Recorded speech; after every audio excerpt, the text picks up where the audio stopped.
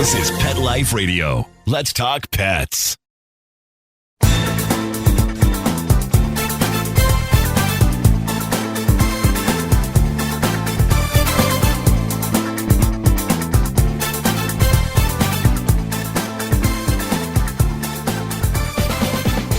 Hi, everybody. Cheryl Kay, Unleashed. Welcome to the program. Today we have a special guest, my friend Michelle from Best Pets for Pets. Say that 3 times fast. And Catitude. And Catitude. I'm sorry. Say hello, Michelle. Hey, everyone. Thanks for inviting me, Cheryl. I'm so excited to be on your show.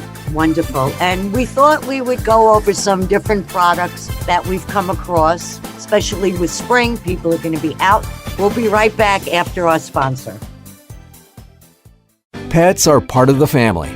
Make sure you can always afford the quality health care they need with Easy Pet Check, a nationwide pet insurance alternative. With Easy Pet Check, you'll save up to 75% on all your pet's health care at any licensed veterinarian in the U.S.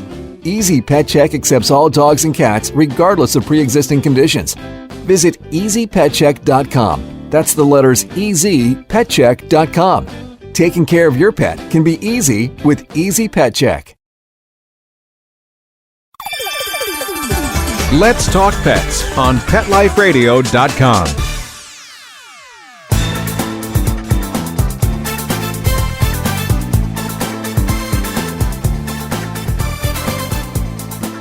Welcome back, and Michelle and I are going to go over some of our favorite products that we found in the last couple of weeks. You know, since you're my guest, I'll let you go first, Michelle. So, Cheryl, let's talk about brushes, because there's so many kinds of brushes, whether it's for your cat, your dog, maybe your ferret, maybe rabbit, you know, who knows? But anything with fur, you need a brush. Right. So what are some of your favorites? Well, for some animals, and you know, different dogs have different levels of fur, you know. So I would say I like a shredder blade for, you know, very thick fur, maybe for German Shepherds, maybe, you know, for maybe some of the collie breeds. And then, you know, there's just some really good brushes. I know they came out with something you put on gloves and they're rubber. And even for my cats, I use a brush. But, you know, the whole thing was with brushing and shedding, depending on the type of the season, also, is you have to brush them, if not daily, certainly more than once a week. Especially, you know, spring and the fall, winter, you know, because they shed more. Plus, you have their winter coat, then you have their summer coat. So you have 2 seasons a year when they're naturally just really shedding a lot. Yeah, I mean, you know, that's why they invented poodles. Yep. I like the shed blade, except you have to be careful with it. If you tend to, like I do, write hard or do anything like that, you're probably not gonna, maybe not want to use a shed blade, or just really be gentle, because you can never tell how hard you're pressing. And even if your pet has a lot of fur, unless it's super, super, super thick fur, it could hurt them. So just be careful with it. I've used the shed gloves before. Actually, we're not naming any product names on this show, but they were on Best Pets for Pets.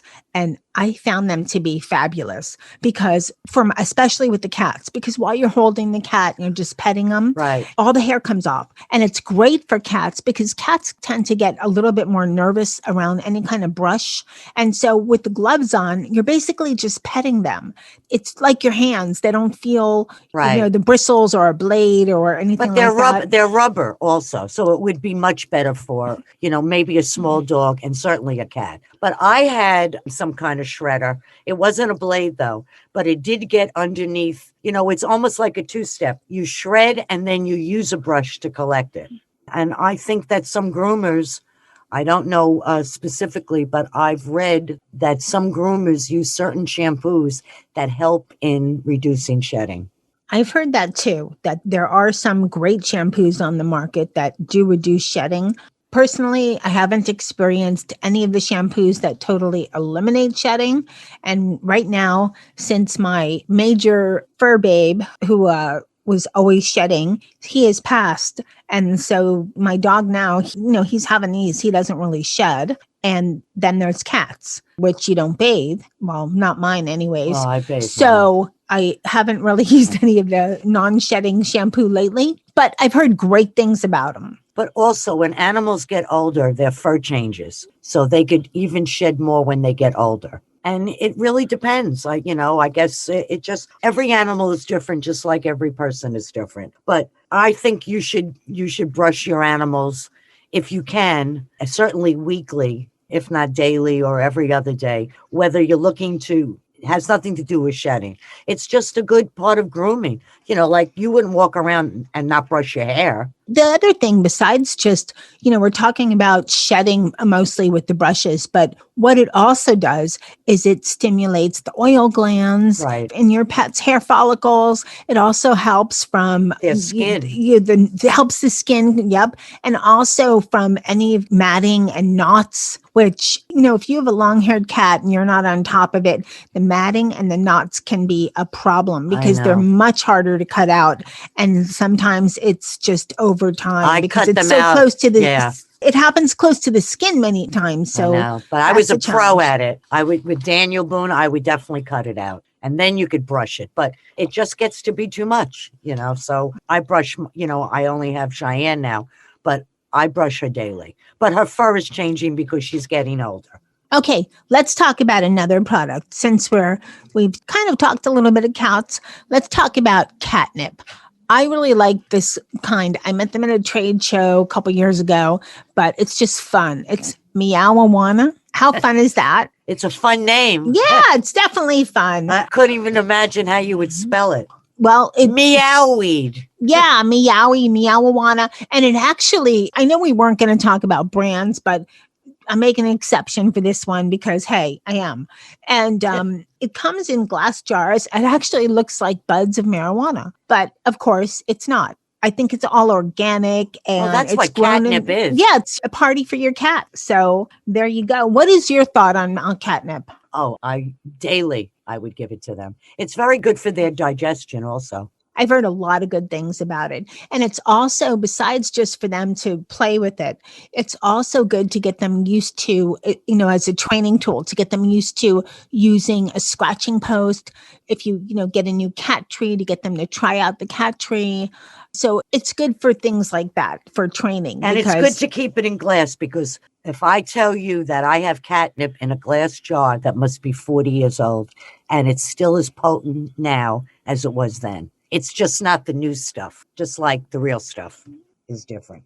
Okay, well, I don't know about vintage catnip, but it's vintage. That's what it is. Vintage. 40 years old is vintage for sure. If I take off the cover and I let them smell it, or Cheyenne, she will follow me anywhere. Yeah, it's the smell that gets them, and then they eat it. I crumple it. I don't give it in chunks, but I crumple it, and they lick it right up, and then they'll find a toy, get a little energetic, and it's very good for their stomach. Well, it's good for like playtime too. It gets them a little, so I don't know, some cats seem to get calmer. My cats get jazzed up with it. Oh yeah. But then they get calm because they still need a 20-hour nap during the day. Come on. Yeah, of course. So tell me, what is one of your new products that you've seen? I like the calming vest. I know you could use a towel, but it seems like from what I've been reading, this one vest, it doesn't look that heavy, but from what I've read, they also recommend that you keep it on the pet, not, 24/7, but you don't just take it off when you think that the animal is finished with it, meaning you get the animal used to wearing it and they just feel comfort. It makes them feel secure. And that's what anxiety is, the opposite of anxiety for a lot of pets.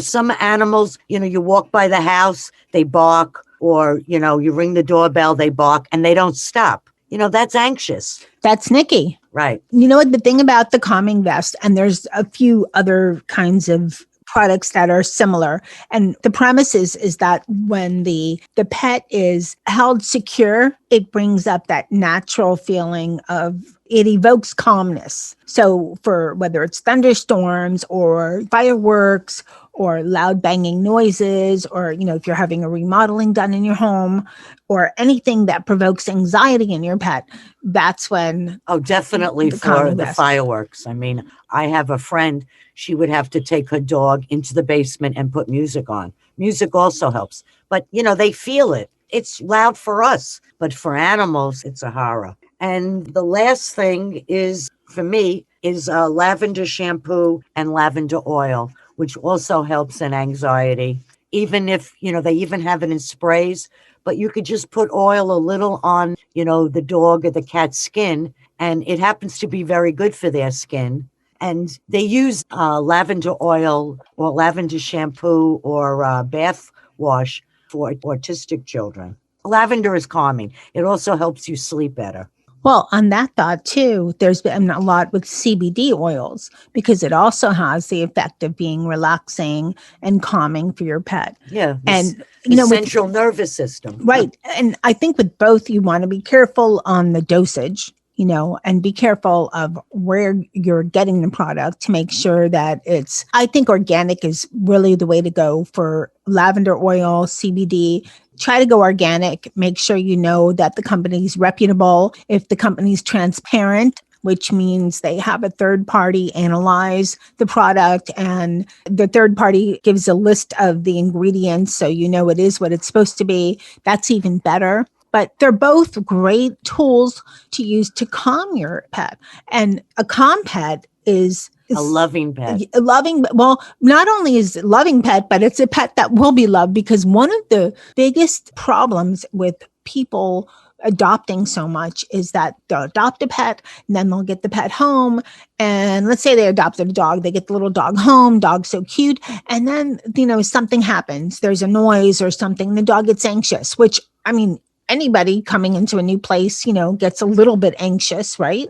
And right away, the person adopting it's amazing that you said that, because just today, a dog that was in a shelter for 400 days, absolutely gorgeous dog. They fell in love with the dog. They took him home. Guess what? They brought him back the next day because he was too hard to handle. Are you kidding me?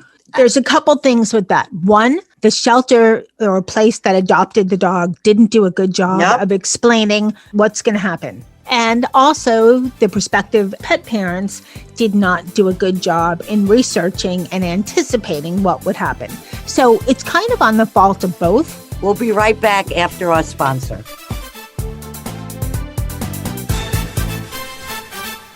Take a bite out of your competition. Advertise your business with an ad in Pet Life Radio podcasts and radio shows. There's no other pet-related media that is as large and reaches more pet parents and pet lovers than Pet Life Radio. With over 7 million monthly listeners, Pet Life Radio podcasts are available on all major podcast platforms. And our live radio stream goes out to over 250 million subscribers on iHeartRadio, radio.com, TuneIn, Stitcher, and other streaming apps. For more information on how you can advertise on the #1 pet podcast and radio network, visit PetLifeRadio.com/advertise today. Let's talk pets. Let's talk pets On Pet Life Radio. Pet Life Radio. PetLifeRadio.com.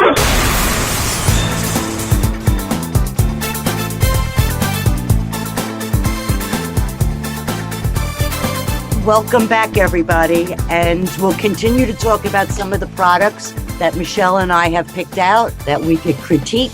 And what else do you have? I want to finish up when you said about the pets and the dog that was adopted, that people brought him back the next day.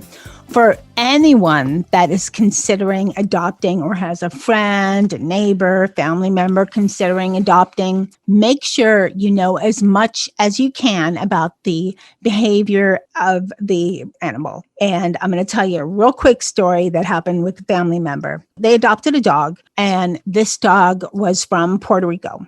And it was during the hurricane, so it was a couple years ago, and came home with the dog and had no idea how neurotic the dog was. They had a crate, to crate train the dog, which is really good because dogs, if nobody's at home or in certain times, the dog can actually hurt themselves. I believe in crate training. So the dog broke through the crate.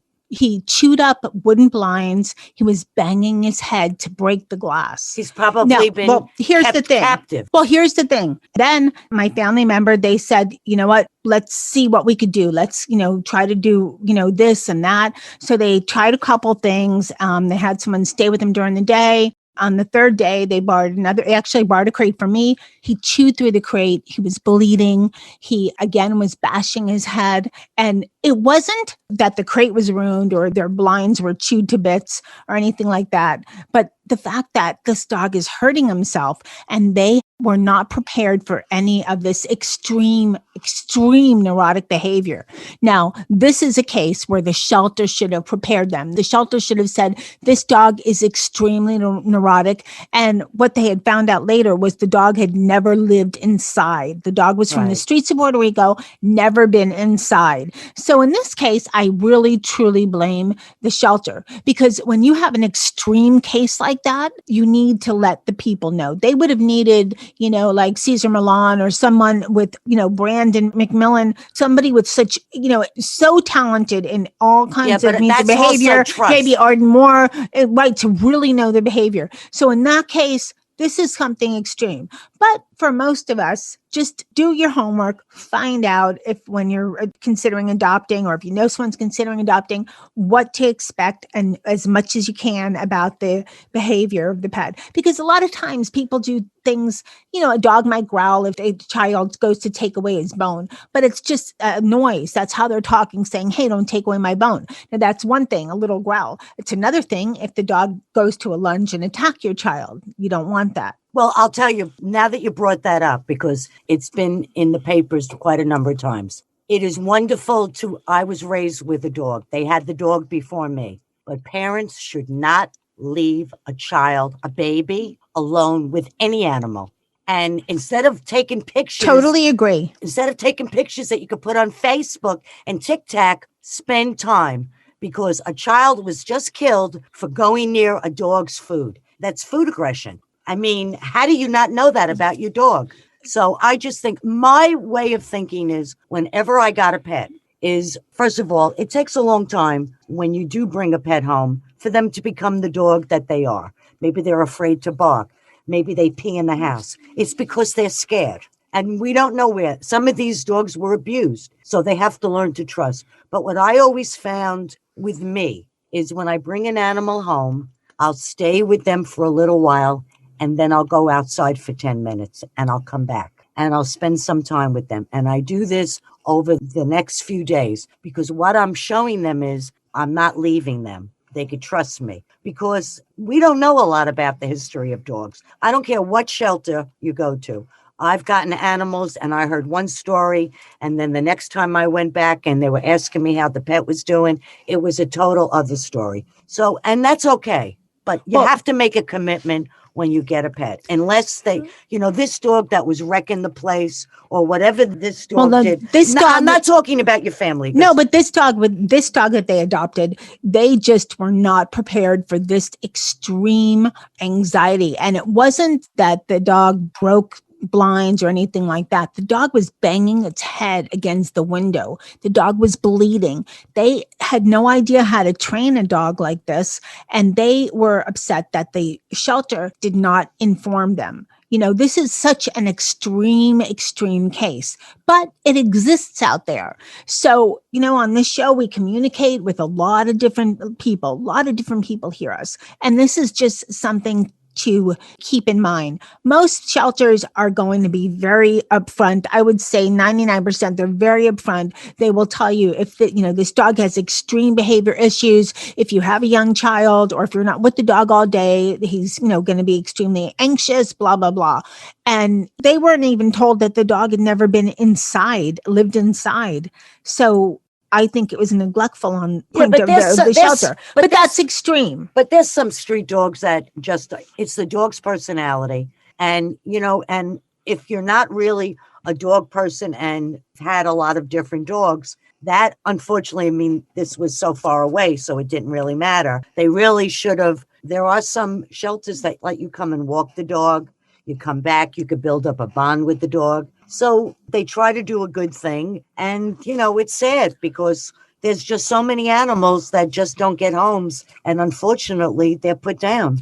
Well, I think this dog was hopefully adopted by someone who could spend a lot of time training. However, my family member found another dog to adopt, and they did adopt, and both dogs that they were older dogs, I think about a year old, they weren't puppies. And the second one they adopted was their love. So, and she's still with them. So everything turned out that's great. a happy story. A happy story. But we're talking about products, but we kind of went long-winded here, but I think justly so. But I also wanted to mention, I totally agree with you. Never leave a child alone with your pet. I don't care how well the pet's trained. You never know. Children, they go to pull, especially toddlers. They're always pulling and touching things, and it's, soft fur to them. It's and not you safe. never know 100% what a dog's going to do. You're not in their brain. Just like I don't like dogs ever off leash because you never know 100% what a dog's going to do. But that's another show. All right, let's talk about another thing. We're recording this show in April, and April, May, where I live, June, most of the summer, it's rainy and it's muddy and it's wet. I really love the wipes that you can get for your pet. They're indispensable. What are your thoughts? Oh, I like that because especially with, depends on where you would walk your dog. First of all, the pavement could be hard. But even if you walk your dog at a park on the grass, it makes it smart now to if you could wipe their paws when you bring them in. Because whatever they've stepped on, they're bringing in just like we're bringing in our shoes on the bottom. So I like that idea. Exactly. And one, you can't use sanitizer or sanitized wipes on your dog's feet because they contain alcohol and it's drying, and that's going to be hurtful. It's not going to be good for your dogs. But what you can use are wipes, especially the wipes that are made for your dog. I would strongly recommend that you use wipes made for pets, because what happens when you wipe your dog's feet, they come inside, what do? They lick them. So if you're using a wipe that's made for people, it could contain things that are not meant to be digested.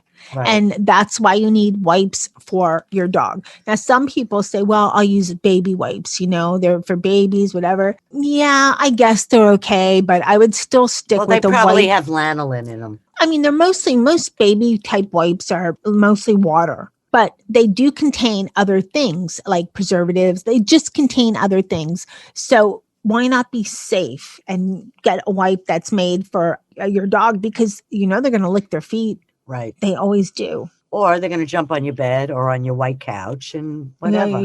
That's why you don't buy a white couch. I don't have a white couch. I never would have a white couch. Never. Actually, when I went shopping for furniture, it was with pets in mind. Because, hey, if you're a pet parent, you have furniture that goes with your pets. You can't have white leather furniture for the most part and have, active pets in your home. Maybe if you have just like a little furry, poodle or something, but I don't know. In my world, it just doesn't work that way. I have too many cats and a dog, and things just get a little messy. So I buy furniture that I know is pet proof or as pet proof as possible. No, pet friendly. Pet friendly. Yes, pet friendly. Thank you.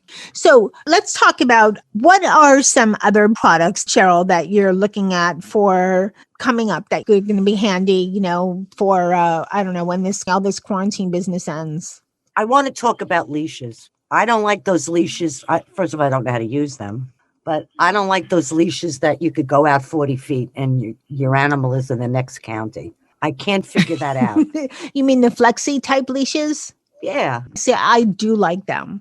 But that's not walking with your dog. That's your dog walking you. Well, what I like about them is it lets my dog have a chance to explore a little bit. Yes, that I agree with. And then, in a secure area. But I don't let, my dog go 40 feet and then it's, but it does, if I'm in an open grassy area, it lets my dog run around a little bit. In full transparency, I don't know how to use them. So when I have used them, it has been 40 feet because I don't know how to fix it. I'll teach you. It's not hard. I'm sure. I just never, old school. You know what? Most trainers will agree with you, though. They prefer leashes. I think the standard is 6 feet long. And I also found out there's a certain way they should be held. They should not be ever wrapped around your wrist.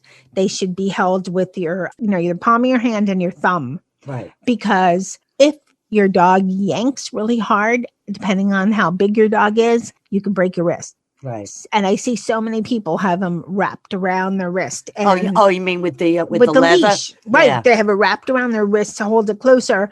And that's not the way. You're supposed to have it. There's this, held and with your thumb so that if for some reason, if your dog does take off and it's more than you can handle, you're able to let go. Well, it's either that or a broken wrist. Well, so, I guess if your dog is trained to heel, what you're talking about, the ones that move, what do they call them? Zip or something? Zip. Oh, flexi leashes, flexi type leashes. I guess that wouldn't be bad. Like you say, if your dog wants to, investigate, whatever, IP it gives them a little space and they're still on the leash. So they're still, you're able to have control over them, but it gives them a little room to, explore and smell stuff. It's called checking their IP address. Yeah, checking their IP address. Okay, that's good. I'll defer that. But, any dog that I've ever had or I will have will heel. And those flexi leashes, they're not really for big dogs, are they? I've used them my dog, I've used them for a 60-pound and 40-pound. So, Okay. I mean, 100 something, I don't know, but I've used them for big dogs. I think for a dog that's a little 90, 100 and so forth, you want the 6 feet. You want them to be close by, but I think they do sell flexi leashes for that size, but I would say probably a 6 foot because you want a dog of that size to really be in your control and letting them lead out, 10, 12 feet. They're not really in your control. Right. Right. So, especially if there are other animals around and they're going to sniff each other. Yep. Have a party. Let's do this again. This is spring edition, so maybe we'll do summer edition. And thanks for all our listeners for listening in today. Well, thank you so much for having me. Thanks, everybody, for listening. I want to thank Michelle for joining me today on our spring edition of some products we think you might be interested in. Thank you, listeners, for being here. I want to thank my producer, Mark, and remember to live life unleashed. See you next time. Let's Talk Pets, every week on demand, only on PetLifeRadio.com.